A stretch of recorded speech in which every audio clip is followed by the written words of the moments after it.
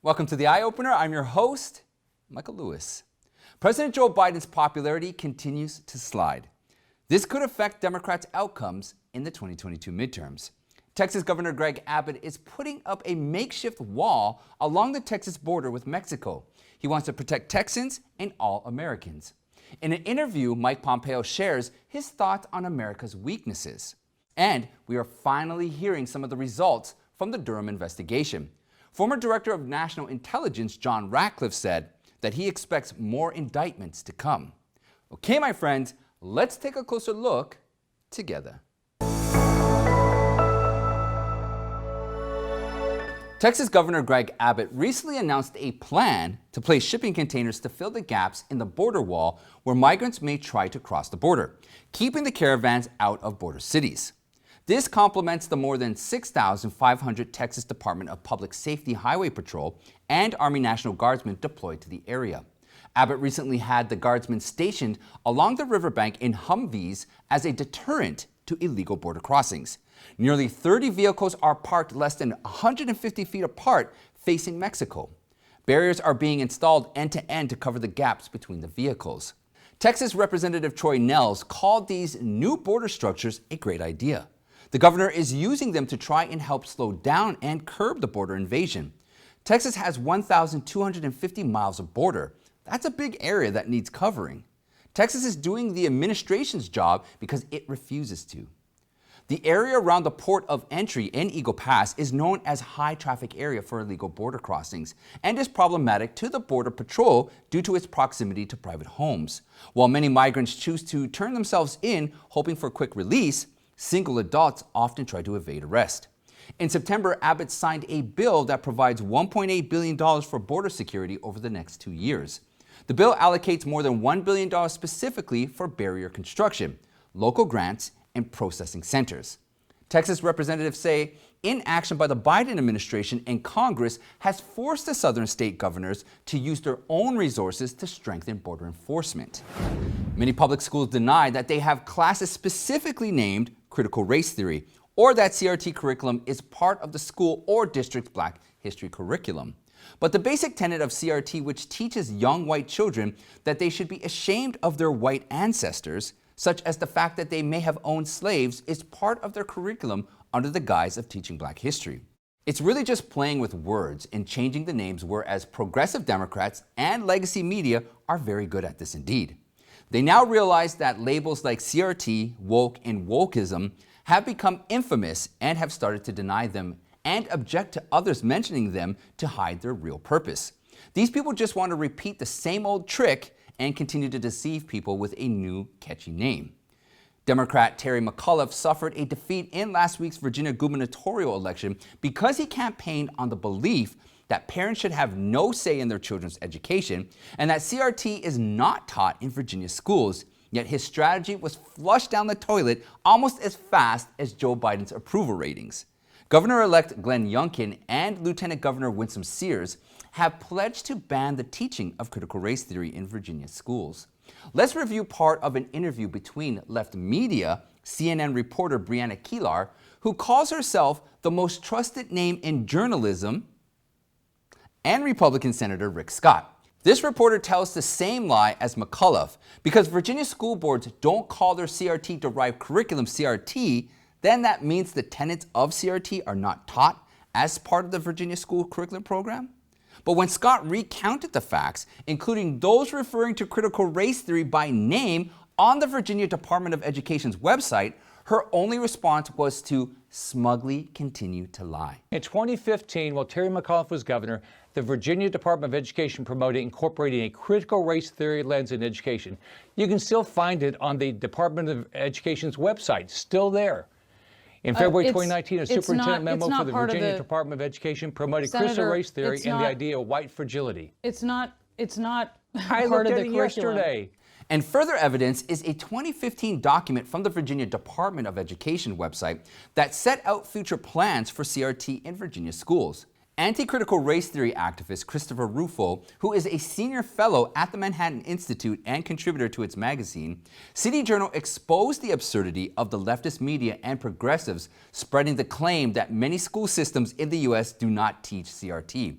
He said it is a deliberate ploy and that these people now have no choice but to keep lying.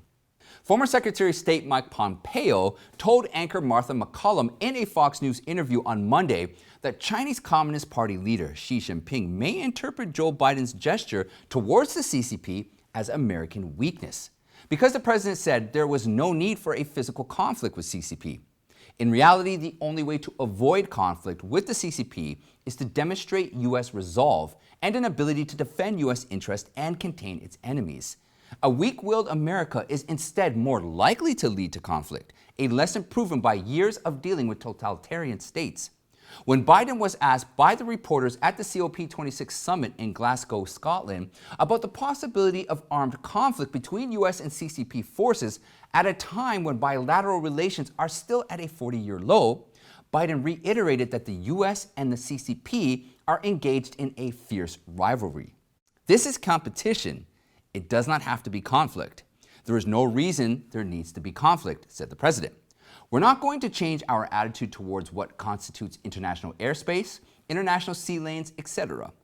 Biden added that he did not anticipate a physical conflict and planned to make that clear to Communist Party leaders to ensure there was no misunderstanding. Pompeo told McCollum that she had heard Biden's comments and heard America's weakness. The fact is, the CCP is an adversary. And even if you don't see it as an adversary, it has seen the U.S. as an adversary for decades, and that has never changed. The Chinese Communist Party is now challenging the U.S. and Taiwan in ways we haven't seen in the past. So the U.S. needs a stronger collective deterrent. Pompeo said, when we do those things well, when we establish real deterrence, and they know that an administration is serious about protecting its interest, this is how you avoid conflict, not just with the Chinese Communist Party, but with the Iranians and others as well. Florida Democrats are beginning to realize that their chances of defeating Governor Ron DeSantis, who has officially announced his re-election bid, are slim. The clearest indication is that the Democratic Governors Association, DGA, has no plans to provide significant financial help to Florida's Democrats to defeat the popular and successful Republican governor. This is, of course, a huge setback for any Democratic challenger. The DGA has spent more than $15 million in Florida in the last two gubernatorial elections. Out of concern for the annual midterm elections, the Democrats are now no longer prioritizing the state and need to use their limited resources to protect incumbent governors elsewhere. This is a blow to Democrats eager to defeat DeSantis, a rising national Republican political star with future White House aspirations. It also shows that Florida is losing its status as the biggest swing state and that it is already centered right territory. Of course, the next gubernatorial election is still a year away and a lot could change by then, but it is still a promising development for DeSantis. Republican Governor Association Deputy Communications Director Joanna Rodriguez said, "For months we've said confidently that Democrats have no viable path to launch a competitive race in Florida, and today they're finally saying it too." DeSantis has done a tremendous and outstanding job in completing the pandemic recovery, and he continues to fight the Biden administration's socialist agenda encroachment on state and individual liberties. We look forward to his re-election next year. And coming up, Florida's largest school district ends mask mandates, and Biden's slide in the polls could affect Democratic prospects in 2022. And the Durham Report is yielding possible indictments of some senior government officials. But before we continue, please hit that like button and subscribe. And most importantly, share this video with your friends and family. Word of mouth is the most effective way you can help us to spread the truth. And to support the Eye Opener, please consider donating to the show or purchasing a mug that matters. You can find the link in the description below, and your support, as always, is greatly appreciated. Salute. Miami-Dade County School District Superintendent Alberto Carvello announced Tuesday that he's dropping all masking regulations and allowing parents in all grades to decide whether their children should wear a mask.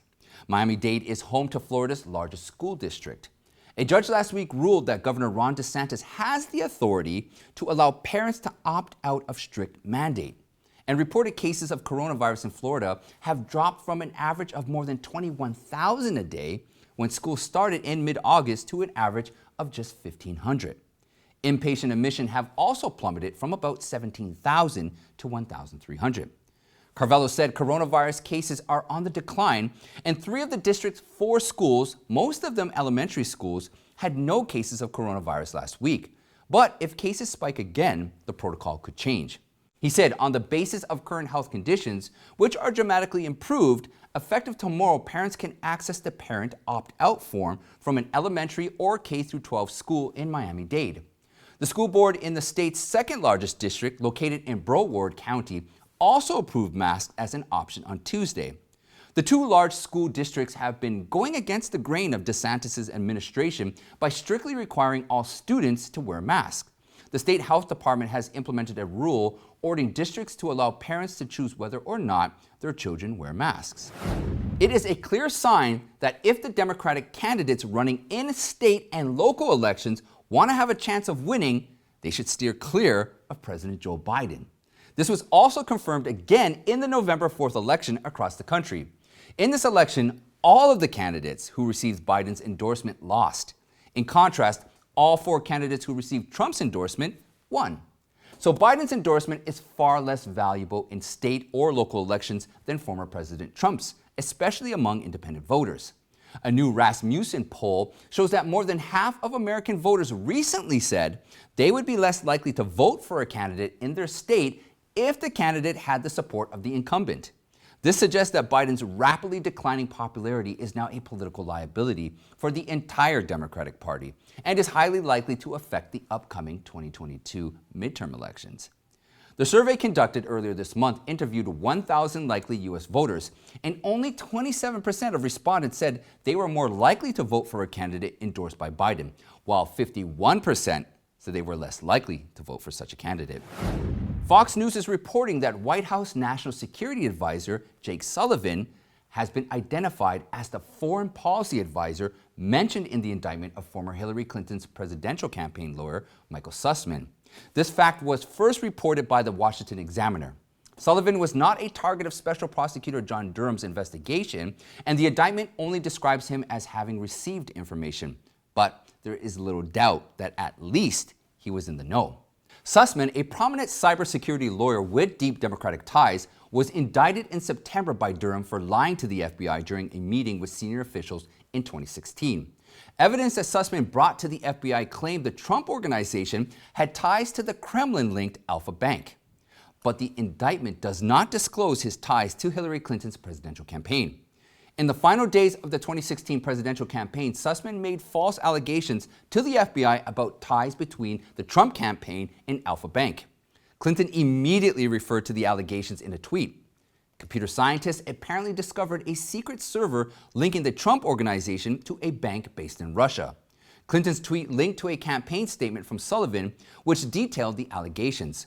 Sullivan was her foreign policy advisor at the time. Durham's recent indictment links Clinton's 2016 campaign to false information that purports to show a link between Trump and Russia. U.S.-based Russian analyst Igor Danchenko has been indicted on 5 counts of lying to the FBI. Danchenko was the lead researcher in the fabrication of the infamous Steele dossier.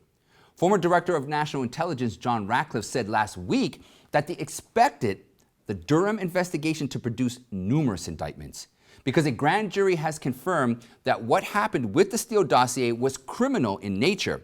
He expects all those involved in creating it and falsely peddling it to be in jeopardy, and that will involve the highest levels of the current administration and government agencies. And that's it for today, my friends. Check out the playlist right here for more eye-opening content. You can join me in the Eye Opener Telegram chat room and follow me on Newmaker, Gab, Parler, and Getter. Now don't forget, please sign up to the email list so that we can stay in touch. I'd like to thank you all, and I'll see you next time.